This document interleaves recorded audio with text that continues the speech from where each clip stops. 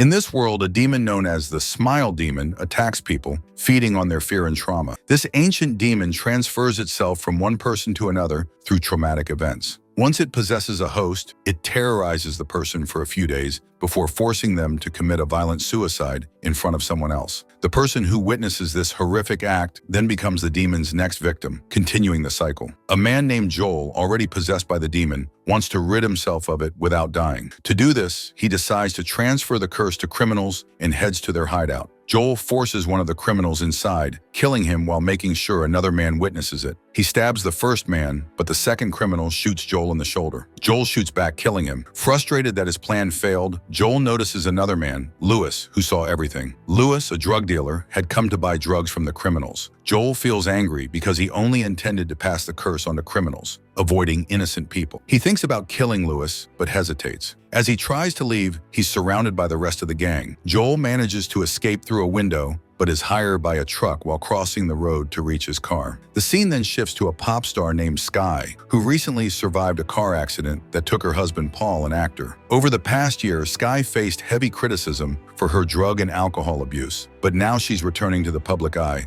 determined to turn her life around. In an interview, she apologizes to the public, promising not to waste this second chance. Afterward, Sky's mother and manager, Elizabeth, and her assistant Joshua praise her for the interview, saying the fans loved it. The next day, Sky injures her back during rehearsal, but insists on pushing through. In the bathroom, she takes various medications to stay calm, haunted by memories of losing Paul. Later, Elizabeth and Joshua take her to her apartment, warning her to stay in for the night. But Sky sneaks out, taking a taxi to visit Lewis, who sells her drugs. When she enters his apartment, Lewis grabs her and points a knife at her, demanding to know why she's there. Sky reminds him she told him she would come, but Lewis, clearly disturbed, doesn't remember. He explains that he's experiencing something terrifying and unexplainable. His behavior unsettles her, and she decides to leave. He tries to tempt her to stay, offering her what she came for and more if she does. But soon, Lewis begins to panic, reacting as if he's seeing something Sky can't. His mouth gapes open, as if something invisible has forced its way inside. Sky, horrified, thinks he's overdosing. Suddenly, Lewis turns to her with a creepy smile and slams his head with a weight,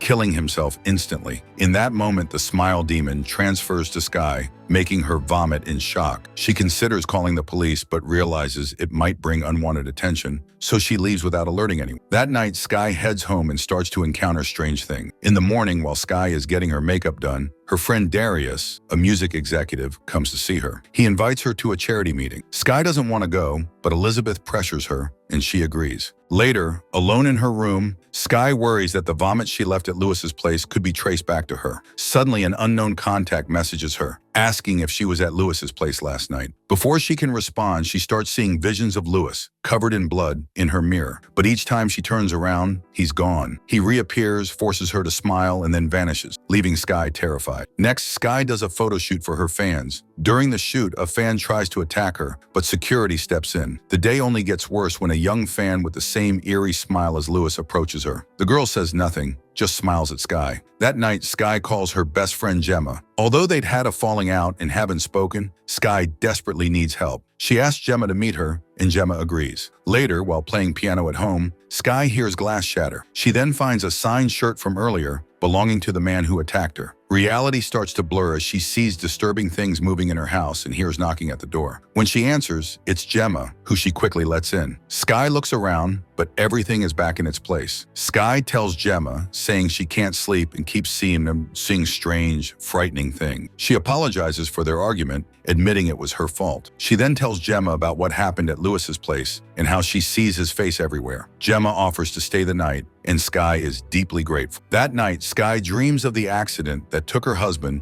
and wakes up in a panic. Gemma, now awake too, listens as Sky explains that her mind feels like a prison, with darkness everywhere. She wants to take a break to fix her life, but Elizabeth and Joshua keep pushing her to do tours, music, and interviews, just to keep up her fame and status. But then, Gemma suddenly tells Sky that she's a horrible person. Sky is shocked and confused. Gemma gives her the same creepy smile, and a loud noise and blinding light fill the room. When Sky regains awareness, it's morning, and Gemma is handing her coffee. Sky is stunned that it's already morning and realizes she's behind schedule. She heads to a rehearsal for her concert, practicing with her dance crew. Suddenly, she collapses, seeing wounds on her leg from the accident that killed her husband. But when the crew gathers around her, there are no wounds, and she looks like she's losing her mind. She blames the fall on the crew, but the director, Anton, tells her no one touched her. She runs backstage to her dressing room and finds it in ruin. Her face flushes with anger, and she pulls at her hair in frustration, accusing Joshua, who she'd seen in the hallway with that same unsettling smile. Her mother calms her down and leads her back inside. She asks if Sky has started using drugs again, but Sky insists she hasn't. Sky tells her mother that she feels like she's going crazy and nothing seems right. She then tells her mother that she isn't ready for a tour and needs some time off. Elizabeth suggests she skip a few rehearsals, but insists she still attends Darius's charity event. Although Sky doesn't want to go, Elizabeth pushes her, reminding her how important Darius is. She tells Sky to keep her promise to him and not disappoint the guests. Sky reluctantly agrees. At the event, as Sky reads from the teleprompter, it freezes, so she starts speaking from her heart, which embarrasses her in front of the audience and Darius. Things only get worse when the teleprompter resumes, showing lines about Paul, her late husband, coming up to give a speech. Paul has been dead for over a year, and the crowd reacts angrily, thinking Sky is mocking them. Amidst the chaos, Sky spots someone in the crowd with that unsettling smile. As he gets closer, she realizes it looks like Paul. She screams, insisting it isn't real and that Paul is dead. Closing her eyes to steady herself, she opens them to find the vision gone. It was only her imagination. An elderly woman approaches to comfort her, but Sky, still shaken, sees Paul in her mind and pushes the woman onto a table, thinking she's fighting him off. That night, Sky tries to text and call Gemma, but there's no response. Then, the unknown contact messages her again, warning her that she's in danger. He sends her a video showing he understands what she's experiencing. After watching it, Sky agrees to meet him, and he sends her a location. Later, they meet at a bar, where Sky learns the mysterious contact is Morris, a nurse whose brother was also killed by this entity. Morris explains that he's been tracking the demon ever since. He tells her he traced her presence from Lewis's place and explains that Lewis didn't kill himself. It was a supernatural entity that caused his death. The entity, he explains,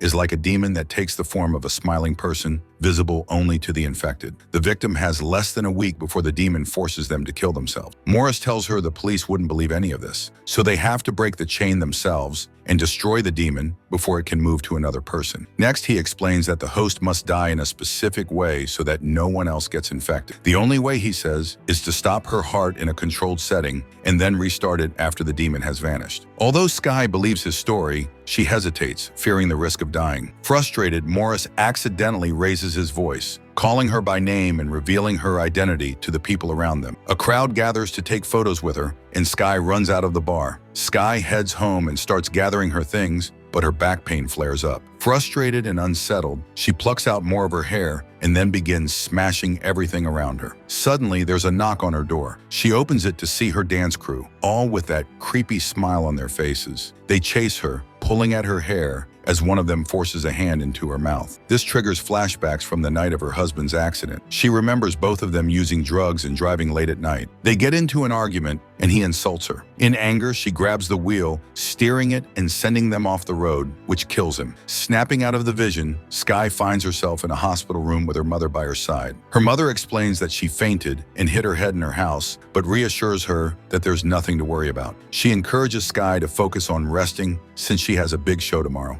Sky insists on canceling, but Elizabeth warns her that canceling could mean there's no chance of a comeback. But as they argue, her mother suddenly smiles that creepy smile, then stabs herself in the neck multiple times with a shattered mirror. Horrified, Sky tries to run, only to find a shard of the mirror in her hand and blood staining her clothes. Even worse, she sees her mother lying lifeless on the floor, covered in blood. She prays this is another hallucination, like seeing Paul at the charity, but this time it's real. Panicked, Sky grabs her phone, throws on a sweater to hide the blood, and tries to leave the hospital. Joshua spots her and alerts the doctors. Sky grabs a gun from a nearby security guard who approaches to help and flees, threatening anyone who gets too close. Outside, she accidentally steps on a bottle, injuring her foot. Then she meets Gemma outside and, in desperation, takes her tour car, telling Gemma to drive them to Staten Island to meet Morris. Sky removes the glass from her leg, but then her phone rings. It's Gemma. Confused, she answers. The voice on the line says they haven't seen each other in years. Sky looks over, and the Gemma beside her flashes the same disturbing smile, revealing she isn't the real Gemma. Sky shuts her eyes, chanting,